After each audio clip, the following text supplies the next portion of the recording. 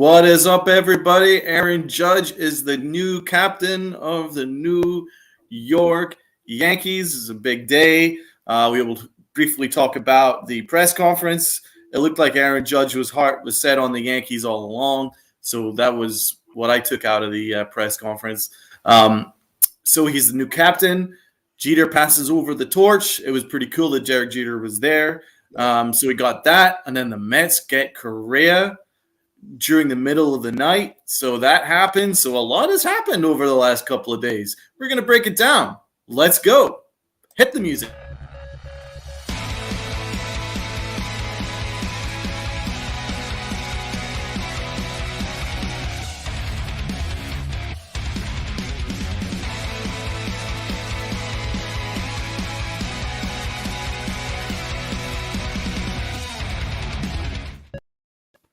What is up, everybody? So we got my co-host Tats here. How are you, Tats? How are you feeling after yesterday's big news? I'm feeling really, really happy right now. I think it was well deserved. It was something that I thought was going to be one of the factors of him coming back. I thought that was going to be the cherry on top, and it proved to be the case. Exactly. So you watched the press conference. How did you feel about it? I thought Judge was. It wasn't. He didn't seem like he was scripted. It really felt like he was talking off the cusp, and just reacting to some of the questions afterwards. That it was just came off very genuine. Like he really did want to come back, and he was very. I thought he was also very honest about the free agent process when he had said that he didn't want to have any regrets.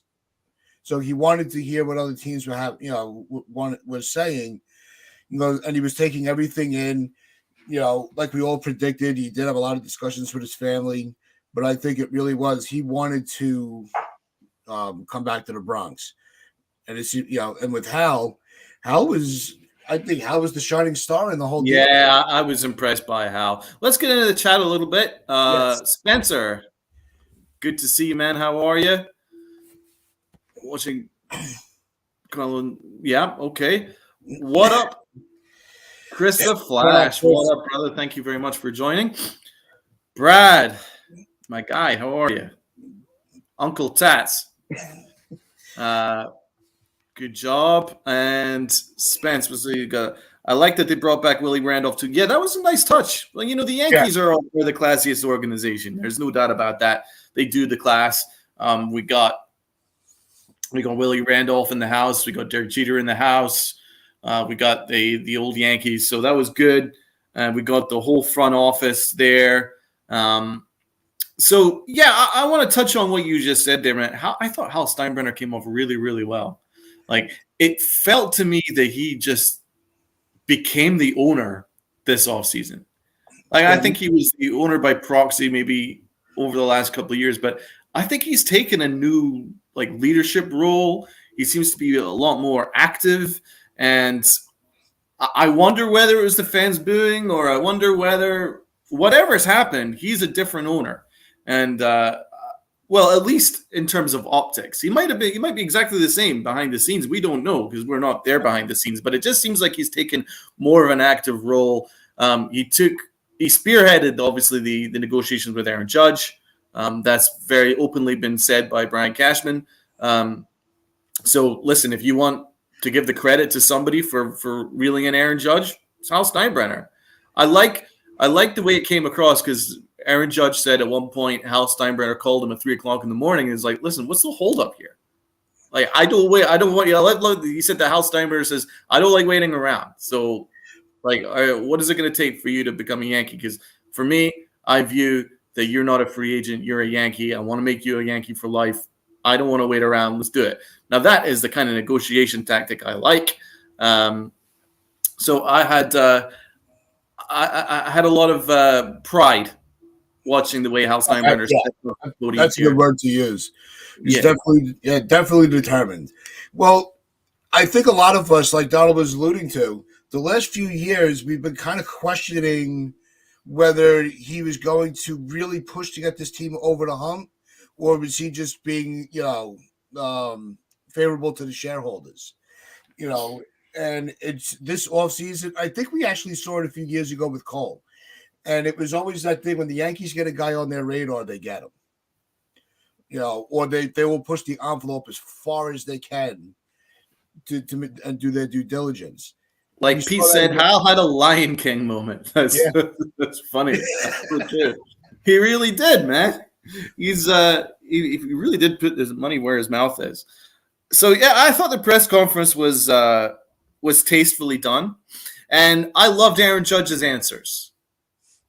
He never once gave off the impression that he nearly left or anything like that. He said his heart was always set on his legacy being with New York, but I also quite liked the fact that he was fair to the free agency process. He was like, you know what? I'm here anyway. I might as well talk to other teams, ask them difficult questions, see where they're at, and then I'll make my decision from there. And his decision was that New York was the place to be.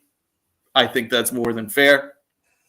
He earned that right after that 62 home run year. He earned the right to test free agency, but it didn't sound like the Giants were as close as was perceived to be.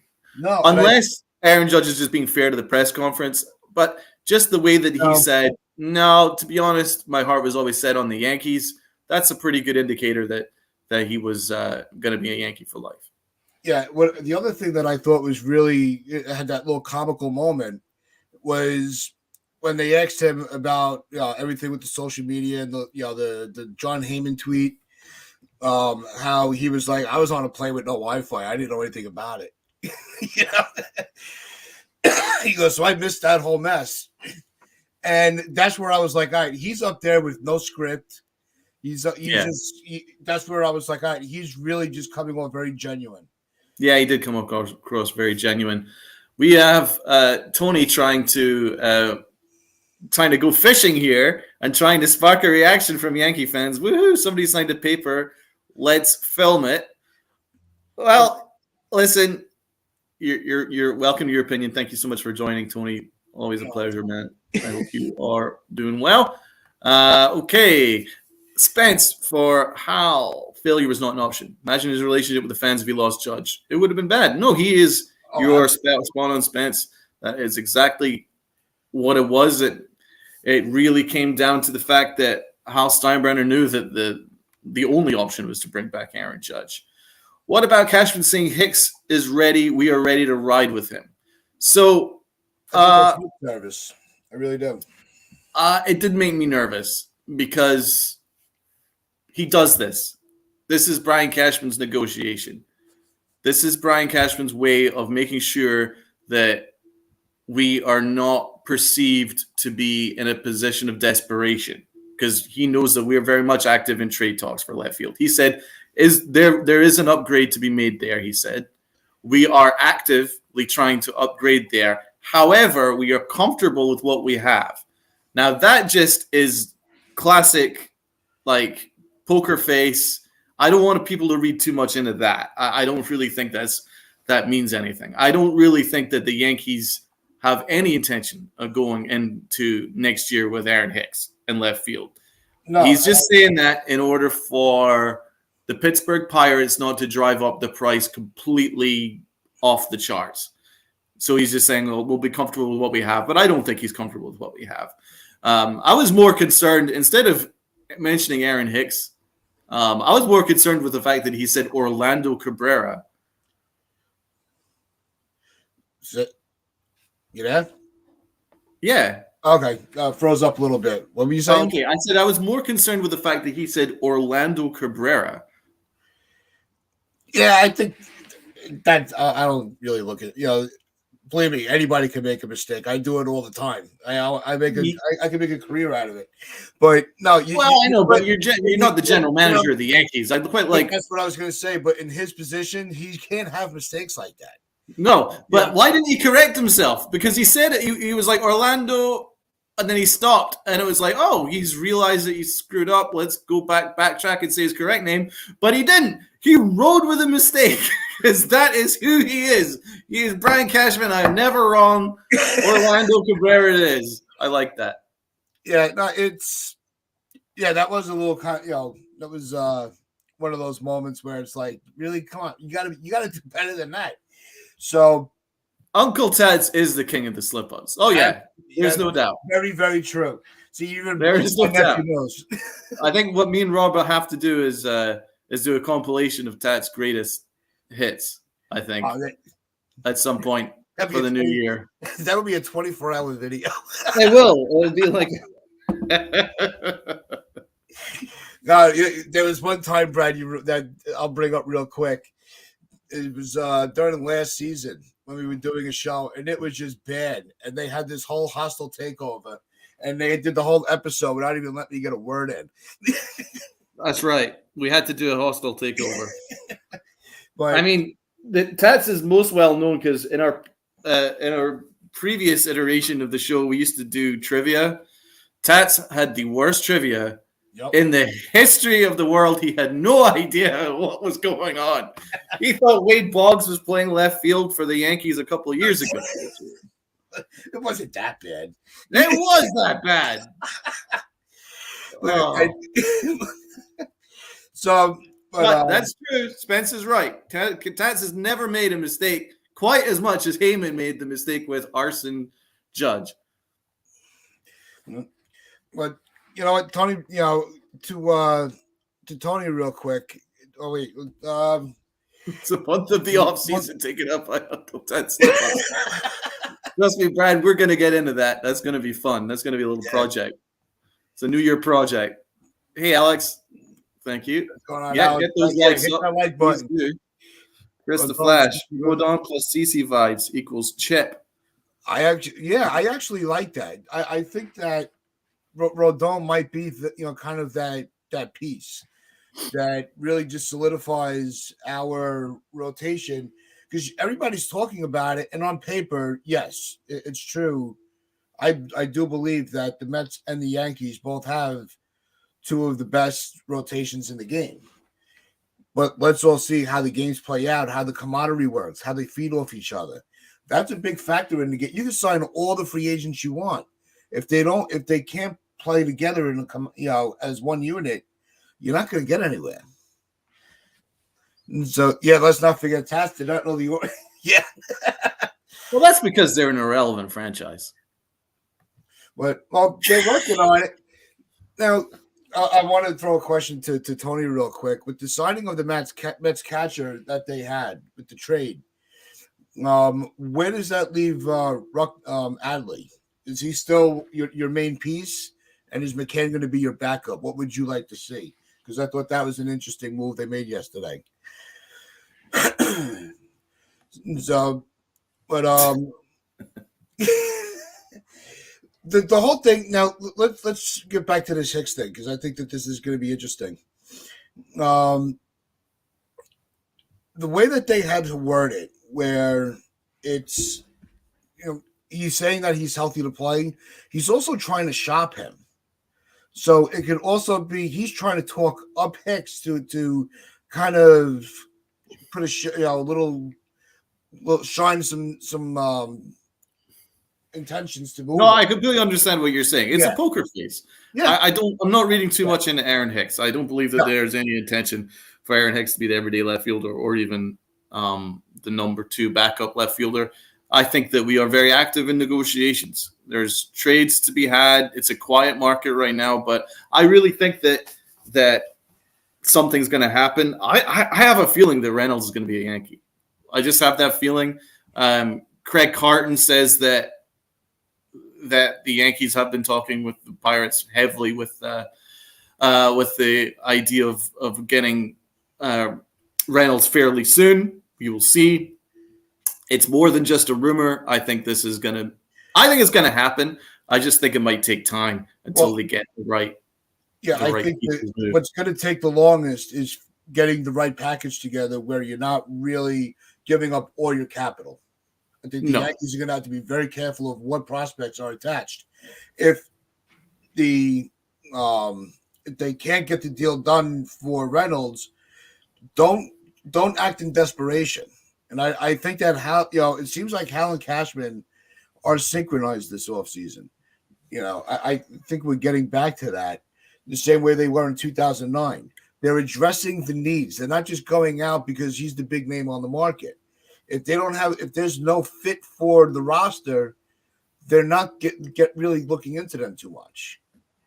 So I think they're being very smart this offseason, and that's I completely agree. Remember, Aaron Judge said that that Hal told him that he's all in, and that's big. That's big for the Yankees moving forward.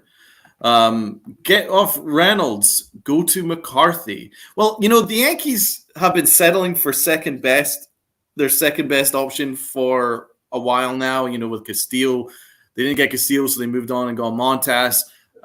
They're kind of renowned now for going, we didn't get our number one target, we'll go for our number two. I think we should continue to ride this momentum and continue to get our number one targets. Aaron Judge was the number one target, got him. Rizzo was our number one target for first base, got him.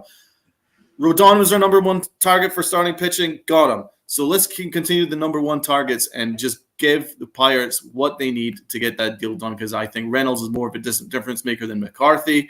I think Reynolds would be absolutely insane. 800 OPS guy. He's going to have 27 home runs, easy at Yankee Stadium, easy, probably 30. And he'll play flawless outfield. And we've got 3 years of control at a very reasonable price. So if there's a reactionary move that we need to make after Correa ended up in the Mets in the middle of the night, then I think that would be Reynolds. Randy Levine giving initial remarks. Spence, keep us up to date with us on the Rodon press conference. We will check it out after the show. Looking forward to hearing his comments. So briefly, what about this fiasco with the San Francisco Giants and the New York Mets, and Correa ended up going to the Mets? What are your thoughts?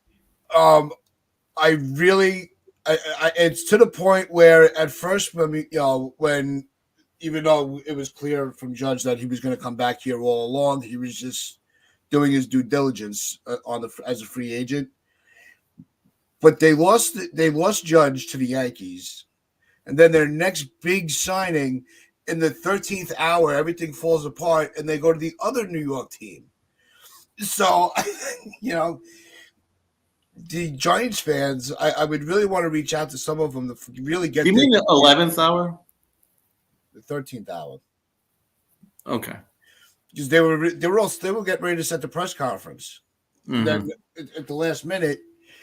So, Tony, you're right. The Giants are officially the biggest loser of the offseason. Yeah, they've had everybody. We thought Yankees are the flagship franchise of baseball. Randy Levine, thank you. He's right.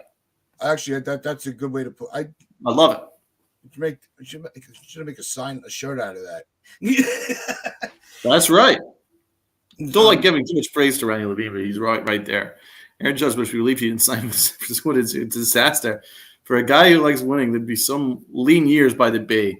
I think that's what he realized. I think, it was his childhood dream. We know that. It's not a big statement to say that it was his childhood dream to be a San Francisco Giant. I think he probably liked what he saw, but I think he probably had some questions about how competitive they would be, and how they'd be able to put together a winner. And I think the Yankees are in a far better position to do that for him. And I think he probably realized that. Plus, he's got the whole legacy over in New York. So I think that's how it was going to be. But, yeah, what a weird thing. So, obviously I'm not privy to how his medical went, but apparently there was a medical issue. The Giants had an issue with that. Yeah, and in between that time where they didn't get back in touch with Scott Boras pulled off a deal for him to go to the Mets. And apparently Correa is overjoyed. Well, because Cohen was interested, showed interest in Correa before anything came down with San Francisco. So I think what Boras did, and this is why Boras is who he is. Because Scott Boras was able to, he already had his backup pivot. He already knew the second something goes wrong, I already know I'm going to call them back going, all right, let's talk. Yep. And he called Cohen back up, and Cohen's spending like a freaking madman. Oh, it's the other owners always sitting there going, Jesus, why did we let this guy in? He's driving up all the salaries. Yeah. Because that's the other downfall. Look, it's his money. He wants to spend it on his team. That's his right as an owner, right? But when you look at that tax bill of what Cohen has done, $110 million already, and he's not even done yet. So, dude, it's more than like 3 or 4 teams at the bottom end of the spectrum. there's a list of 10 teams that they hit their payroll is less than his tax bill. Yeah, that's what I was gonna say. Yeah, like I think it probably is now like 3 or 4 teams at this point. It's really disgraceful, the disparity now that's happening in baseball, and it really will need to be looked at. This is not sustainable. He's committed over $700 million in salary just this offseason. 700 million, and that's just ridiculous. It really is. I mean, listen, I'm happy for the Mets fans because they've suffered a lot as a fan base, and no wonder they'll be overjoyed. They'll be absolutely overjoyed, but I really don't want to hear the Yankees involved in this. Oh, the Yankees spent like that. The Yankees have never spent like the way that Steve Cohen has spent. We've spent a lot, but what Steve Cohen's doing is way off the charts at this point. But listen, I'll give him credit to the fact that he's a hedge fund owner, right? He doesn't have a bottom line. Every other organization in baseball have a business to run, and that includes the Yankees. They have a business to run. There is an element of a bottom line for every organization, but Steve Cohen doesn't have a bottom line. He's just doing it for fun because he's a fan and he just wants to put the best team out there, and that's just the way. I think that's how it is. I think that's why there's a difference there, because at the end of the day, the Yankees could maybe raise their luxury tax. I think they certainly can, but the Mets are just going off the charts here. They'll still be the little brother, Brad says, completely irrelevant. And in one part you're right, in one part I don't want to buy into. I don't think we could say they're irrelevant anymore. Right? Because they have a new owner that came in and says in 5 years I'm going to bring home a title. And he's delivering on that. So he's putting his money where his mouth is. Mm-hmm. But like I said, you still have to have you still need a collaborative unit. So if they're not able to play together, like I said, you can sign all the top agents you want. If the players are not able, just bickering in the locker room, who's the top dog, and you get all of that, your team could fall apart very quick. But until they do win another World Series, yeah, they're the little brother. That I agree with. Well, they're always going to be the little brother. It doesn't even mean, even if they win a championship in the next 10 years, they're still going to be our little brother. There ain't no way that they're going to get anywhere even half as close as the Yankees are with their 27 championships. So the Mets really, I think maybe what Brad means is they're kind of irrelevant to the Yankees, and that's, I mean, I didn't really lose any sleep over Correa going to the Mets.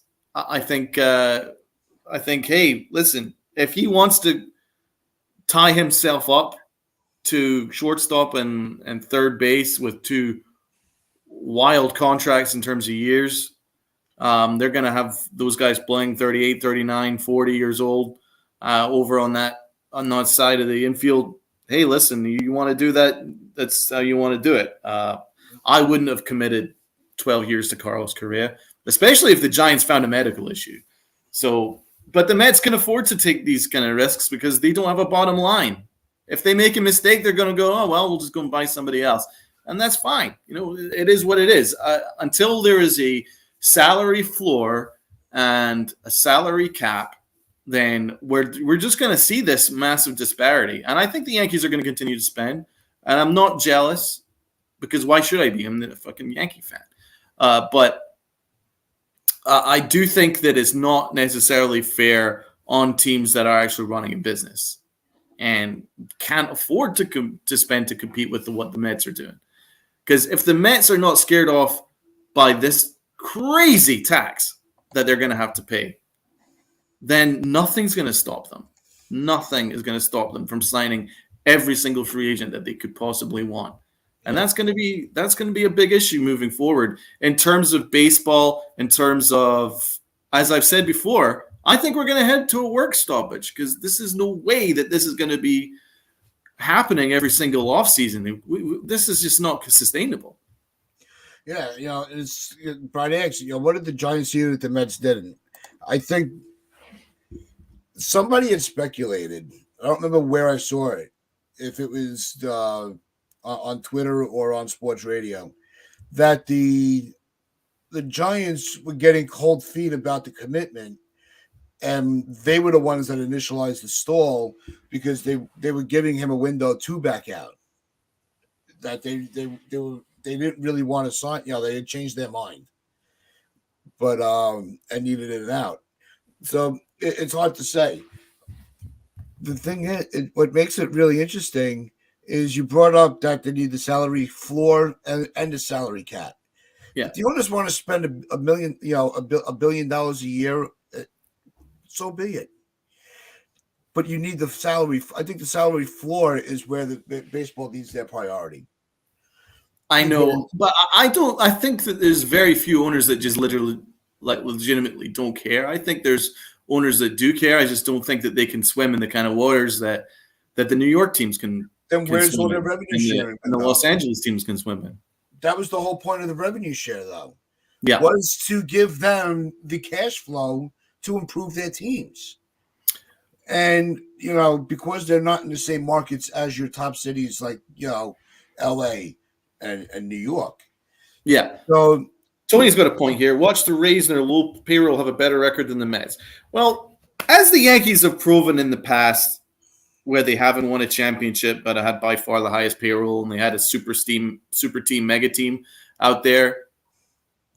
A lot of it comes down to management, injuries, and how you manage your roster and chemistry. And it goes a lot deeper than just having superstars at every position. So anything can happen. If I was an owner, the first thing I would do is I would make sure that our minor league system is top of the range in terms of development. I would focus so much on the coaches and have the best coaches out there. And then I would move on and make sure that we had the best analytics staff known to man. That's where I would be piling my money. But it looks like Steve Cohen is just going, right, this free agent, bring him in. Let's bring him in. Let's bring him in. Yeah, bring him in. I don't care about years, whatever. So I'm still not overly concerned yet. Yeah, it's Rodon has that FU that Hicks can only talk about. Yeah, it's even disturbing to see Rodon and Hicks in the same sentence. I love Rodon. I love Rodon. Donald pointed out weeks ago that only 2 teams in history with the highest payroll won the World Series. Yeah, that's right. It's not how you're spending it. Exactly. So that's why, for instance, you can still say that the Braves have got as good a chance. The Phillies certainly have as good a chance. The Mets are not guaranteed to make a World Series. The National League is very competitive. The Padres have a really good team. The Dodgers will always have a good team. There's going to be a lot of competition there. So, I mean, is that really is committing almost $1 billion in one offseason the way forward? Well, we'll wait and see. This is the market that Cohen's swimming in. It's not sustainable though. Something's got to change because baseball have to get together because you can't have this, man. This is ridiculous. It really is ridiculous. But Spencer with the updates again, still with the conference, putting on pitch rights is something special. A lot of legends have put them on. Yeah, I think when you're coming into a team like the Yankees, and it doesn't even have to be just lip service for us as fans, but we pay a little closer attention when you acknowledge the history of the organization, because that's something very prideful to us. So good move on him to make sure he brought up the legends that have worn that uniform. Exactly. The Mets can't have that. They can sign whoever they want. No, they'll never have history. About with the spending, and I wanted to get to Spencer's comment, but I did want to react to what you said. look at the Dodgers. I think that's a great example. Look at all the money they spent over the years. How many World Series did they win? They won Yeah, they one won in one or that two, 60, but 60 game season. yeah, but they win every game in the regular season. They win 110, 115 Yeah. games in the regular season, no problem. But when And it their gets to only World playoffs, Series is from that shortened season. it's a different story. So I still think the Mets have a lot of question marks. And when your two aces are almost 40, that's a big question mark in itself. Like, they're going to look great in the regular season, but how are they going to be in October? They might be burnt out by then. We don't know. There's a lot can change. I don't think the Mets are guaranteed to even win their division. nothing's Not guaranteed. And for that money that Cohen's paying, is that really what you want? But listen, I know the Met fans will be excited. What did you think, L.I. Yankee King? Was it a good press conference? No.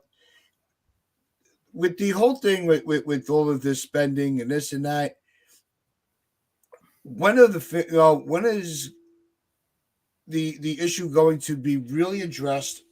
And I want to bring. I'm circling back to this the idea with the salary floor and the revenue sharing. Right.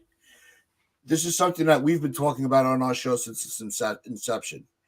You need to hold these teams accountable when they're getting all this percentage of the revenue share from these big market teams, and they're just putting it in their pocket. They're not investing it into the roster. That's where the problem is. It's not how much is being spent.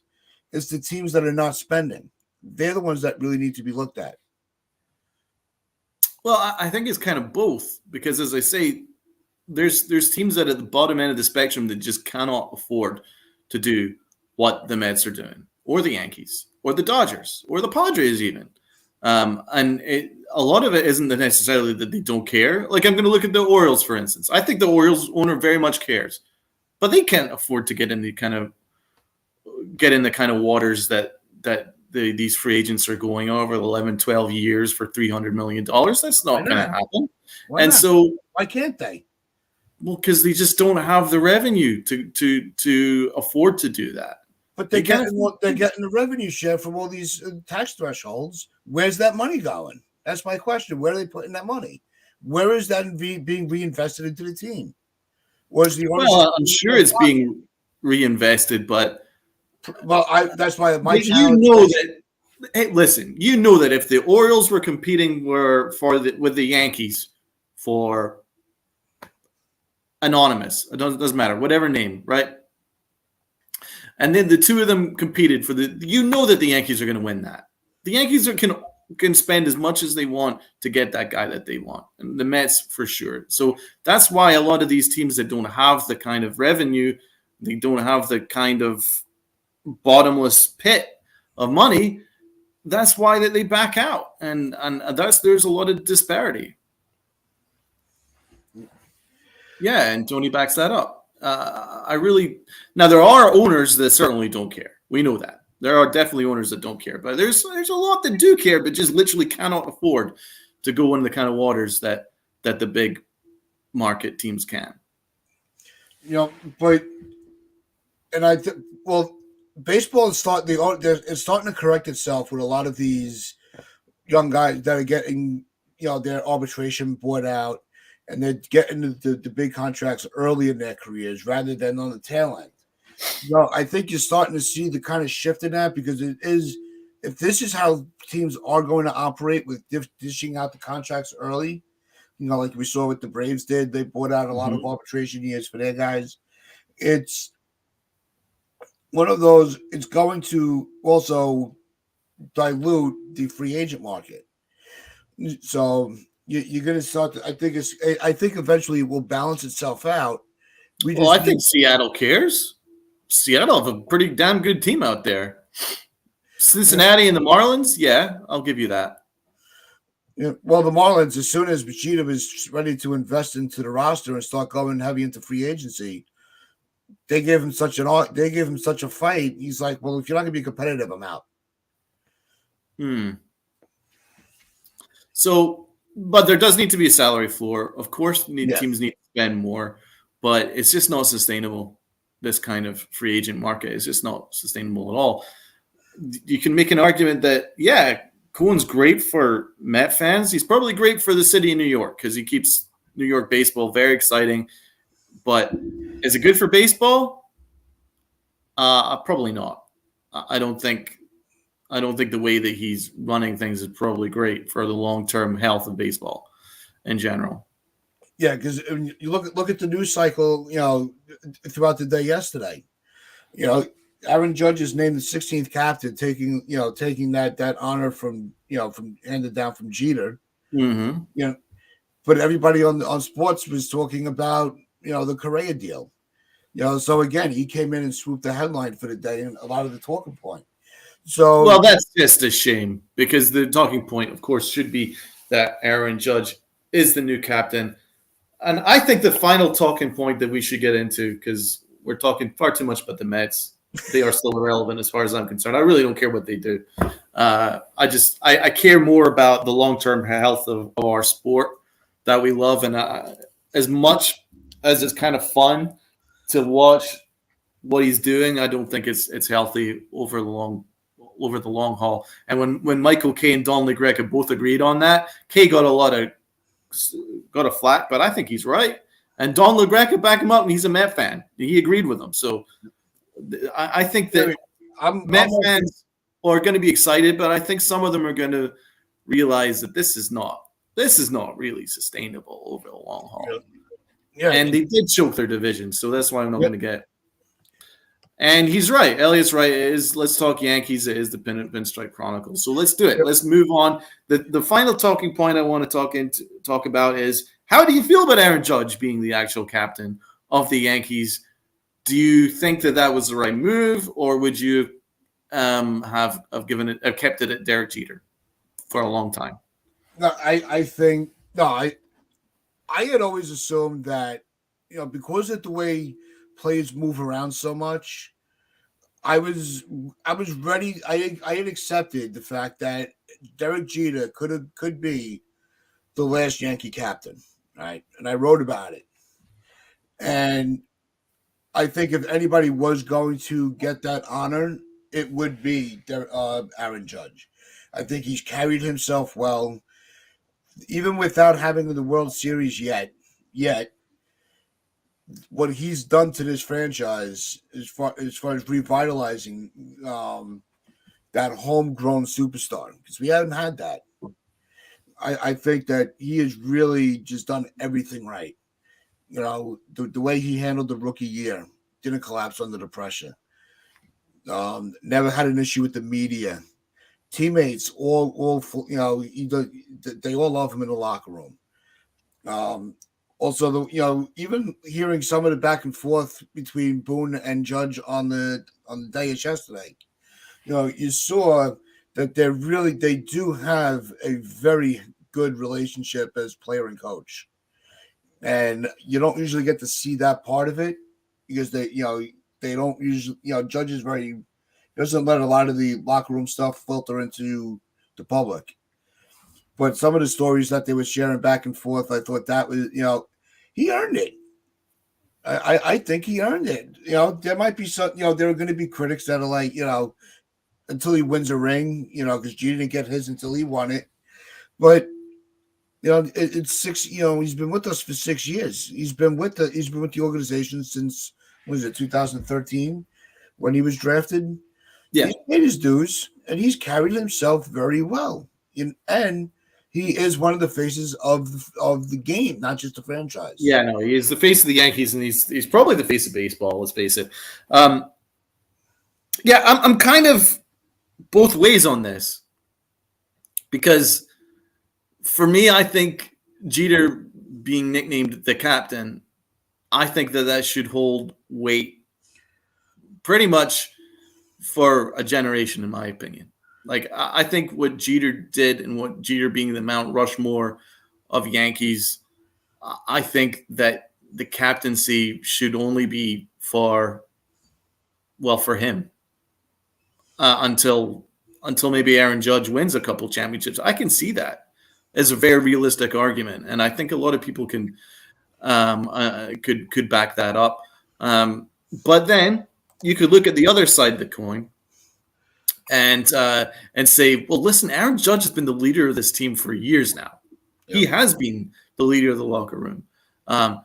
Aaron Boone was talking yesterday that him and Aaron Judge are very close, and Aaron Judge goes to him and says how he's feeling, says what he thinks this team needs. That's very much captain material. So he's basically been the de facto captain over the last couple of years. And in which case, then I can also see that point going, you know what?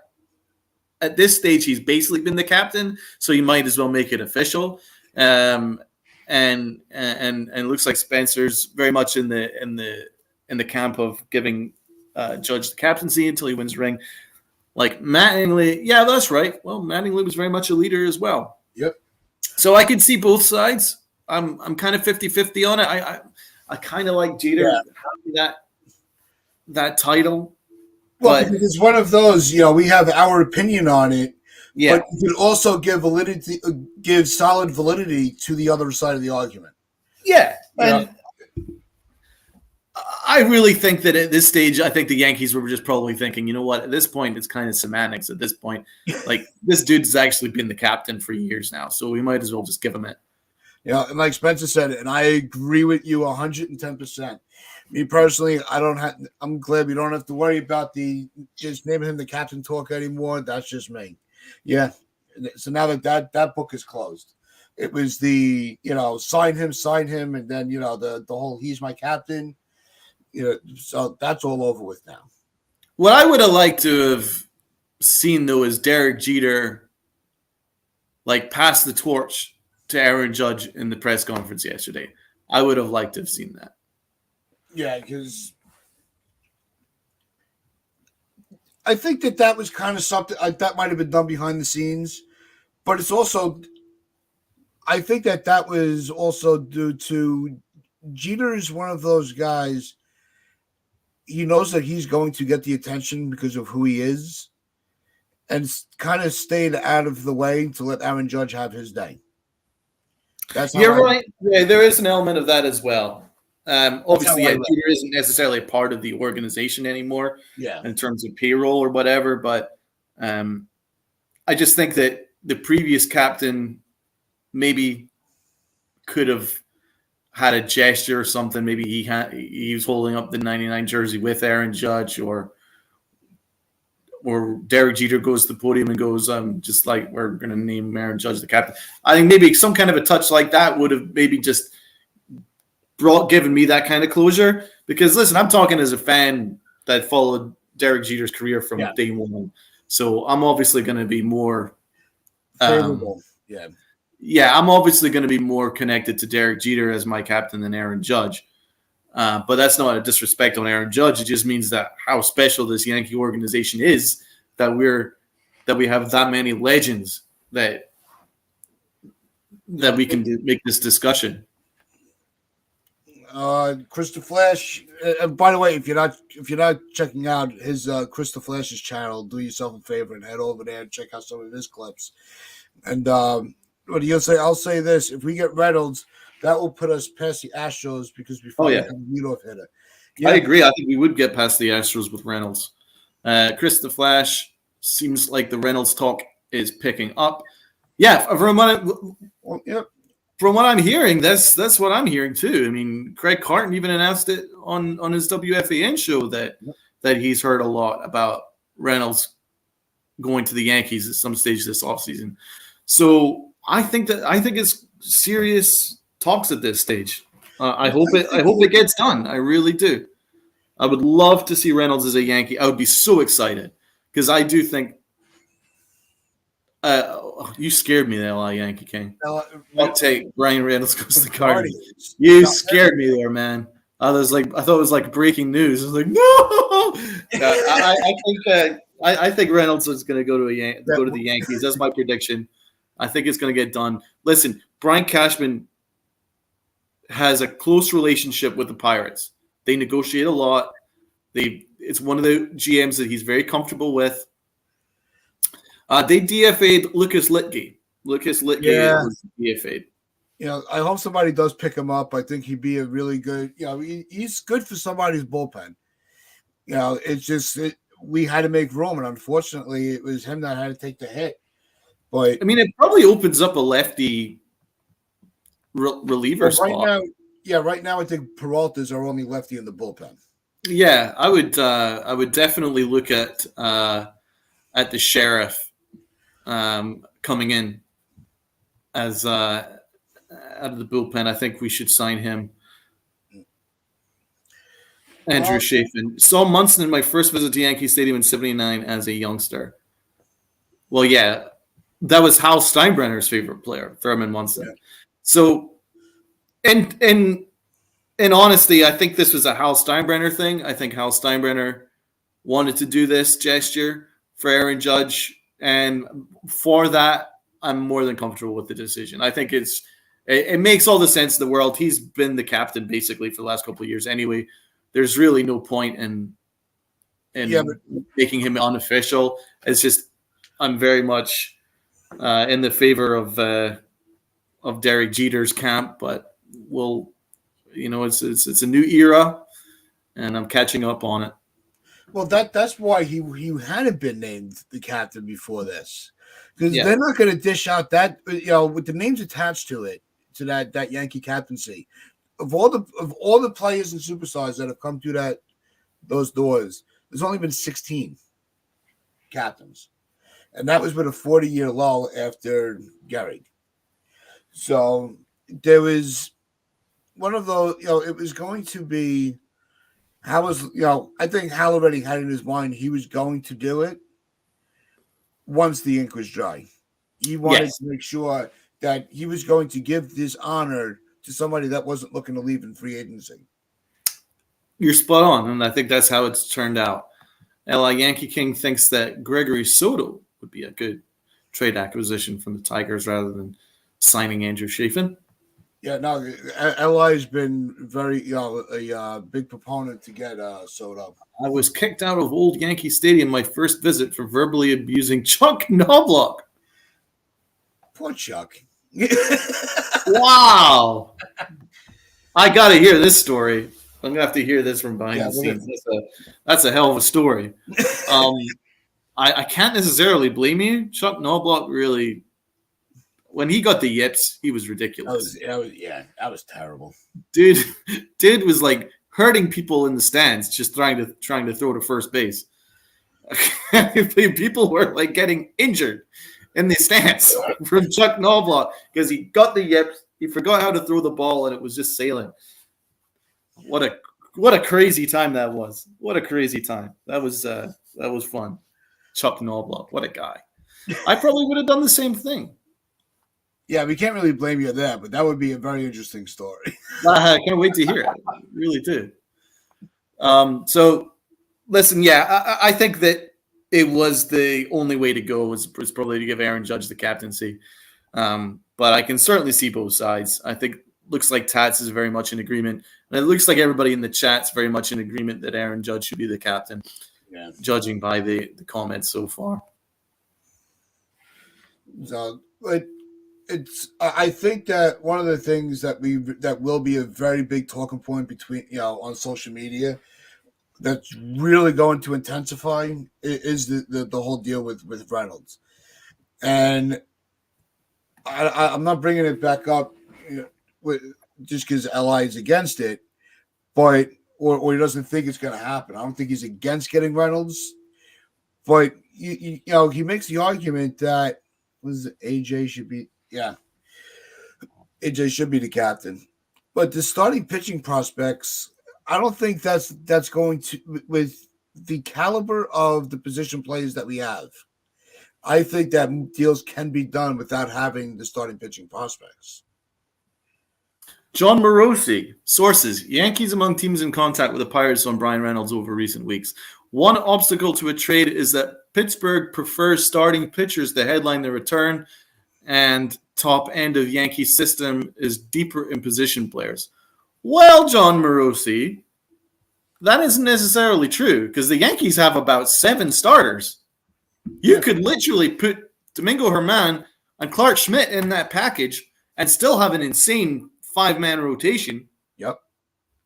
And and you add in a couple of position players like a Dominguez, that might even get us freaking Reynolds. That's good news. If you're a Yankee fan, you look at that update and go, listen, Pirates want starting pitching. We have starting pitching. We got a ton of it, man. We even can throw in Deivi Garcia if they want Deivi Garcia. I don't think Deivi Garcia is. I think he maybe needs just a change of scenery, and I think he'd be a good starter. We've got Luis Gil. I love Luis Gil. I think he's a really good starting pitching prospect. We got starting pitching prospects to get this deal done. I mean, I've just named 4 guys right there. I'm pretty sure Domingo Hernan is not a starting pitcher. Well, he certainly pitched pretty well as a starting pitcher. He had a 3 ERA as a starting pitcher last year. So, all right, Tony. Yeah, have a good day, Tony. Love you too. Thank you for joining, man. No. Talk to you later. No, Clark can definitely do it. Yeah, I think was a very serviceable starting pitcher for us last year. Yeah, he was. He had a good run of games where he was really in his zone, and he wasn't getting hit around. When we were on that run where the starting pitching was just really just locking everything up. Yeah. You know, when we were really keeping the opposition off the board, Domingo Herman was a big part of keeping that ball rolling. Yeah, so I've just named like 4 starting pitchers. You can't tell me that 2 of them couldn't be part of a package right there. Then you look at, we've got a ton of shortstop prospects. We've got Dominguez. I mean, that could get the deal done. I really do. Yeah, I can't wait to look at these negotiations, but I really do think that Reynolds is the guy. That is the guy. You want an option that's going to put us over the top. Reynolds puts us over the top, in my opinion. Yep. And, he won, like Chris brings up, he won 18 games last year. And that's in the American League East. Right. Even as down as some of the teams were, it still was not a weak division. As everybody plays the Yankees tough. A single A team would play the Yankees tough, because everybody elevates their game when they're in the Bronx or when they're playing against the Bronx. So I think if you put him in a division like the NL Central with the Pirates, he could be a 20-game winner without a problem. Yeah, there's also Will Warren is another option.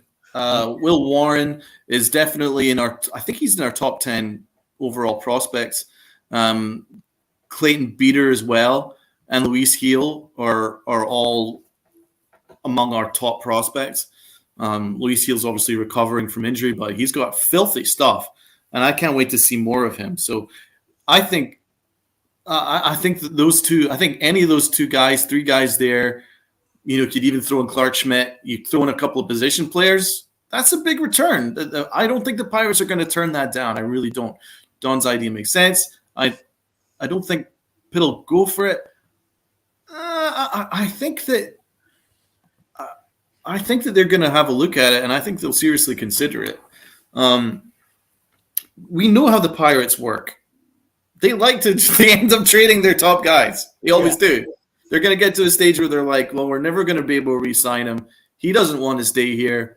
They're just going to get to the stage where, as a business sense, will it make more sense to trade their left fielder and acquire, say, 3 starting pitchers and a couple of decent position prospects? They're probably going to go and say, listen, let's just do that deal. I think it's going to take that time. I think it's just going to take a little time to convince them to do that. Brian Reynolds has 4 years of control. Yep. Yeah, he's got a ton of control. And that's why the asking price is so high. He definitely wants to be a Yankee. Who wants to stay in Pittsburgh when you're a baseball player? You want to go and you want to play in the highest market. As he definitely wants to be a Yankee. Eli's takes are drier than a nut. Brad, you're a savage. I'm gonna star this one. That's my favorite. That's my comment of the day. Brad wins the comment of the day right there. That's Oh God, that is hilarious. It's incredibly inappropriate. No offense to any nuns out there that are watching, but that is absolutely hilarious. So that's definitely Mother Superior is going to yell at us later. That's the comment of the day. Someone's got to beat that. I don't think anyone's beating that one. So, Domingo and Schmidt, two guys with their own kind of baggage. Yeah, I think Schmidt might be one of them. Garcia, Warren might be an option. They have the prospects to get creative for a package. I really do. I really do believe that.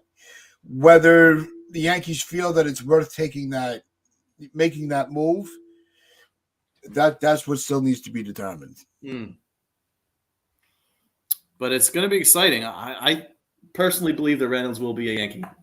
I have belief in it, and I do think that if we bring him in, that puts us over the top.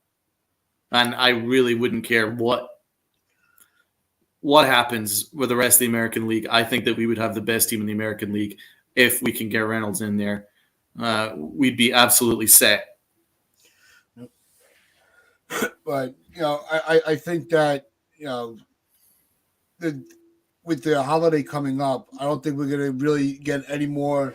Well, with Cohen, you never know. But as far as with the Yankees themselves, I don't think. I think that this is going to be a week where it's just a little more silent. I would love Bednar. Yeah, if they could really sweeten the package and get the both of them, absolutely. 100%. I would do anything for that. Thank you, FG. But your first take, the first player you go for is Reynolds, and then if they go, well, we need XYZ, then you go, well, if I'm going to make that move, I need Bednar too. One of those type negotiations. After the trade deadline, who was the fifth starter? Sure, it was Herman, and he pitched really freaking well, Herman. And you might not like him off the field. I certainly don't. No, we made that very clear. And I was completely nonplussed at the idea of having Herman as our starter coming out of the All-Star break, but he proved me wrong. He was really freaking good. He was really freaking good. And he was better than Montgomery. Much better than Montgomery. I'm saying that. He was better than Montgomery. So, MH, welcome to the chat. I haven't seen you in a while. Yeah, unfinished business. Absolutely.